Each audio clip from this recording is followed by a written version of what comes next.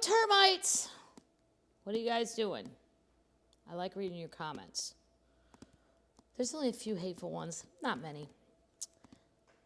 Most of them are pretty funny, actually, too. What are we drinking tonight? A little Luke Bryant's beer called Tulane, not like Tulane, the city, Tulane, as in a highway, made with what? Blue Ridge Mountain water. So it's pretty good for a strange beer, as I would meaning anything other than Mick Ultra Bush Latte or Bud Light. Anything outside of that box? Strange. All right, termites. It's night 82. For all the nerds out there, we're on page 237. Aren't we doing good? Maybe it's night 83. Actually, I think it's night 83. I corrected myself. But once again, does it matter? Does time and space matter? Hoping to go back to work in 2021 at some point. My little friend Ron White said he can't remember any of his act, and neither can I. And will it even matter by the time we go back to work? Will that act even sound right? Probably not. Maybe spring? Maybe January. Who knows? Where's that vaccine? Somebody working on that? Termites, are any of you working on that? Are there any medical people watching this? Zippity doo-dah, let's get that moving. Okay, so Tanya's going to the CMAs with Ben, this hot fella. The CMA Awards, the Country Music Association Awards are always held at the Grand Ole Opry in the first week of October during what is called Country Music Week, and that's when I celebrate my birthday with my friends.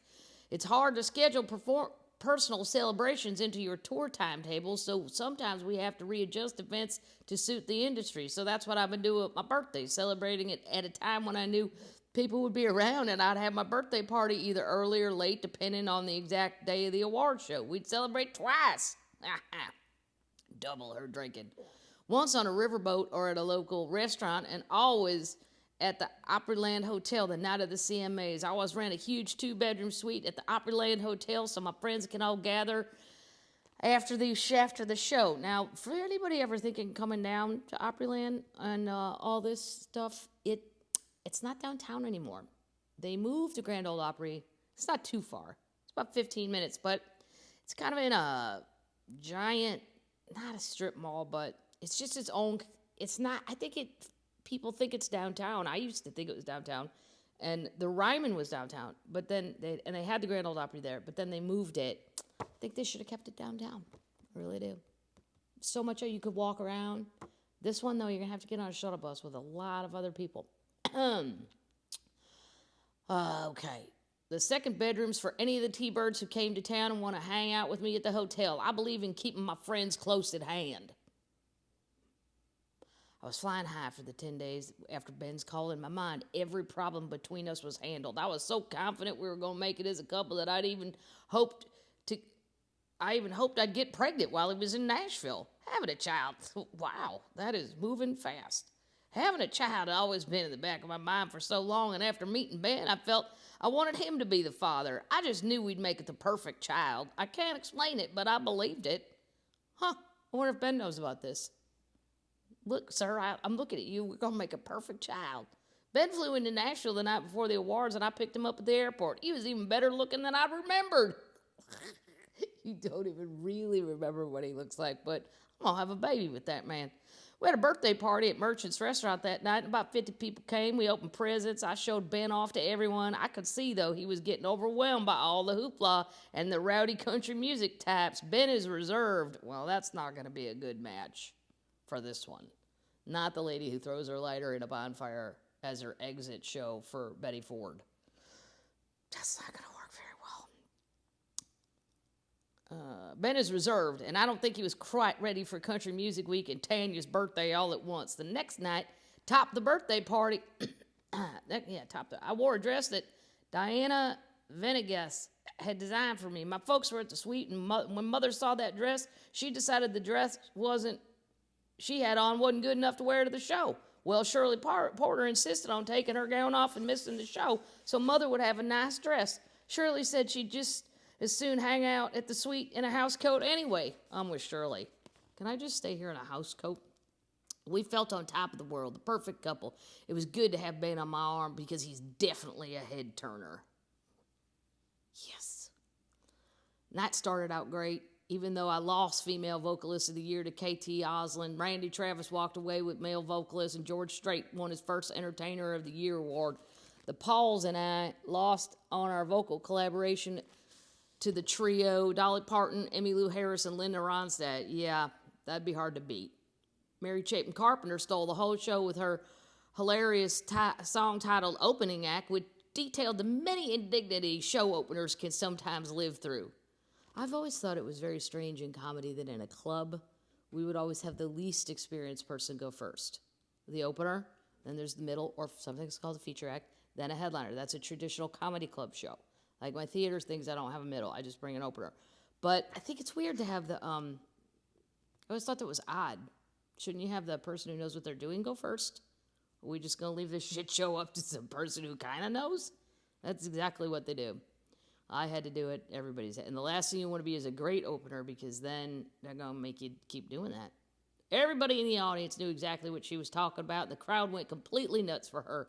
After the show, we all went back to the suite at the hotel for another party. It was one of the suites that have a balcony overlooking the Cascades, a huge enclosed courtyard filled with tropical plants, fountains, and sparkling lights. Some people were a little put off because my dad had issued a no alcohol edict, but most went along with it. What? The ones who didn't go along with it sneaked their liquor in and drifted off to the extra bedroom to take a swig from Bo Tucker's away from Bo Tucker's eagle eye. Oh, because he probably thinks she's not drinking. That's probably why he did that. A rock and roll promoter came to the suite, and he kept talking about his company headquarters in Hawaii. I want to go to Hawaii, I said, nudging Shirley Porter. We both want to go. You got it. As soon as you're ready, give me a call, and I booked the tickets and the rooms. I logged that information in the back of my brain.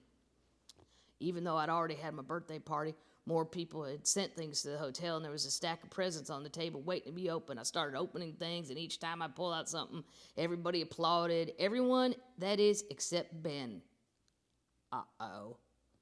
I don't think he likes this scene. I kept glancing over to where he'd pulled a chair off to himself, and he'd be yawning or staring off into the distance. Oh, no, this is not a good match. I could tell he was bored to tears by my party, my friends, and I didn't know, maybe even by me.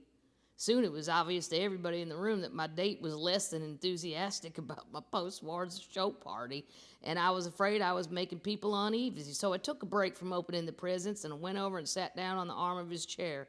I guess you're ready to call it a night, I said. He shrugged. Well, I'm ready to go to bed anytime you are, I went on. I'm ready right now, he said, and stood up. That was the end of my 30th birthday with post-CMA awards party. I told people we're too tired to stay up any longer. I had to open the rest of their gifts in the morning. Everyone left except Shirley Porter, T. Martin, and T-Bird, and another T-Bird, Pam Scoggins, who were staying in the second bedroom. Ben and I went into our bedroom. He handed me a little wrap box, my present from him. It was a little sexy black nightie, too small for me, but I wore it anyway. I stood in the bathroom, and that's probably not the greatest idea. If anything, you want it a little too big so you don't look chubby. I was in the bathroom, and I looked at myself in this nightgown that was about halfway down the front, up my backside. I was gripped about the party and Ben's attitude, and although I looked goofy in this too tight bit of satin and lace, but I still had an unbelievable feeling of anticipation. I might have been mad at him, but I still wanted the child that I believed I conceived that night. Like most men, Ben turned over and went to sleep as soon as we'd had sex, but I was too excited to sleep. Wow. I went out to the balcony and looked down on the Cascade courtyards. I felt more alive in that moment than ever before, feeling like life was going to begin to form inside me. I looked up and I said, Lord, if it is your will, I've conceived a child tonight. Please, God, I want to have a baby girl, and I want to name her Presley. That may sound like fiction. No. From what I've read about Tanya, none of this sounds like fiction. None of it. I believe every word of it. But it's the story of my daughter's conception. I stood out there a long time, charged with excitement, but also a feeling of deep peace, as if my life were going to move to another level. I wanted to be a mother, The next morning, I went down to the bedroom where Shirley, T. Martin, and Pam were sleeping. I got them up, and I said, thumbs up, it's a winner. That's how confident I was Presley was on her way. Things remained strained between Ben and me the entire day. Ben acted like he'd rather be anywhere than with me. And when a man acts that way around me, I start to turn off my feelings I might have had or thought I had for him. By the time I drove him to the airport, I figured whatever relationship we thought we had was over. That was fast. It wasn't over, of course, because I was pregnant. Weeks went by, and when I didn't hear from Ben, I knew I had to make a decision. I finally decided not to tell him or name him as the father. After all, we were finished as far as I could see, so why drag him into it? I certainly didn't want to think he owed me anything, or that he was somehow obliged to me because I was having a child. I look back on it now and see that I shouldn't have been worried about telling my parents, but I was nervous as the devil. I was anxious about everything. I figured my relationship with Ben was over. I didn't know what the record label would say, and the intervention and the Betty Ford were still heavily on my mind. The whole period of my life seemed like let's everybody worry about Tanya time. Yeah. I sat down with Mother and Dad. I told them I was pregnant. I told them that it was Ben's child. We were no longer a couple. That's probably not going to sit well with Mama and Daddy. So I was not even going to name the father once the news of the pregnancy came out. My parents did not fail me. Dad just said, well, we've got to go down to Capitol again. So he and I made an appointment with Jim Fogelsong. Jim must have thought, what now? It had just been a little more years since Dad called him and told him he was sending me to Betty Ford. Now we're on our way to tell him I'm pregnant. Whew. And that I was not going to get married. It was impossible to know what might happen with the label, country radio, and the fans. I felt horrible when we all sat down in the Jim Fogelsong's office. Everybody was lined up with me sitting there in a chair across from them. It was like, well, here's this pregnant woman, and what can we do about it? My answer was, deal with it. I like it. But I kept my mouth shut except to say I wanted this baby, and career or not, I'm going to have it. What about the father, Jim asked. He is no longer in the picture, I said. Because he didn't have no fun at her birthday party. See ya, wouldn't want to be ya. You going to get chaired, sit in the corner and act like a sad clown? Well, then you ain't going to be around. To make sure we examined every angle of well, what could they do? Finally, everybody congratulated me and wished me and my baby well. As he'd done with the drug intervention, Jim postponed the Capitol Records, promised that Capitol Records would stand firmly behind me. When we left his office, my dad was one relieved manager, and he was wondering what she would do about informing the public. To make sure we examined every angle of PR that would have to surround the news of the pregnancy, Dad enlisted Paul Moore, who in turn called his friend, independent publicist Kathy Gurley. After batting several ideas around, we decided to simply do a press release, do very few interviews, and let the chips fall where they may. That's right, you don't have to talk to nobody. Nobody. You don't have to, except from Country Fan Week. You got to get your ass down there and sign shit. Nobody's excused, not even Garth. So I issued a quote that said the baby was a girl, and I was naming her Presley after Elvis Presley. I also mentioned that I thought it was too bad Elvis hadn't left some sperm in a sperm bank, because I'd sure like to have his child. Wow. Who would have thought of that back then? Imagine my surprise this year when Alana Nash's new Elvis book mentioned that at one time he considered doing just that, having sperm left in search of the perfect woman for him to father another child with. Hey, he wouldn't need to have looked any further than my house. Exactly. We're almost done, Termites. Not with the book. We're on page 241. But with tonight's episode. What's Presley's middle name going to be? Shirley asked once we were in there. Oh, I forgot a paragraph. The rock promoter who'd come to my post-CMA party phoned me around the 1st of September and invited me to bring my friend to Hawaii to meet his company's executives. In mid-December, Shirley Porter and I were on a plane to Hawaii. So the guy kept his word. It's pretty cool. What's Presley's middle name going to be? Shirley asked once we were in there. I've been thinking about that. I just want somehow name her after my mother and me. Tanya and Juanita, Shirley said slowly, and that's when it hit me. Tanita. Wow. So I'd be Kathleen and Vicky, and you have to, Kathleen and Vicky, I guess it would be Kathiki, Vicleen.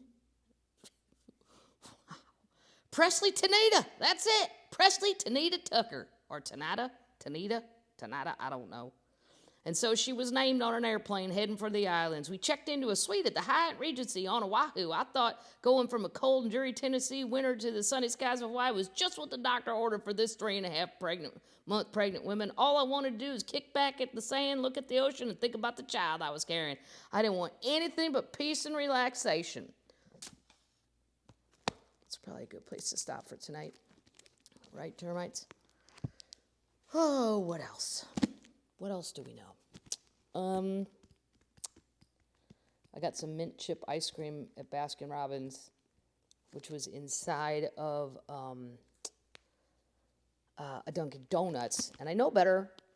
I talk about this on my podcast. You termites listening to the podcast? It's called Madigan's Pubcast. Get it? Pubcast. And I don't trust fast food places where there's two places in one. A KFC, Taco Bell? No. Because one of them's not getting done right. And that mint chip at that Baskin-Robbins wasn't even the right color. And the girl goes, it's mint chip. I said, it's not even green. She goes, that's what color ours is. I know there's white ones, but Baskin-Robbins used to be green, so I didn't trust it. That sounded like a tornado warning that I just heard. But I'm not scared of that yet, because I'm not sure it was. Might have been. And I don't have a crawl space, which I should, but I don't. So I hide in the hallway usually with a pillow and a bottle of Jameson. That's how I'm going out. If I'm going to go flying with an F4, I'm going to have to be found with a pillow and a bottle of Jameson, probably empty at that point. All right, termites. Are you comfortable? Are you tie-tie? Everybody work hard to do your leaps and jumps, as the Germans call exercises. You do the leaps and jumps. Did you do your leaps and jumps? Okay. I'm going to tuck you all in. Are we ready? Night-night, termites.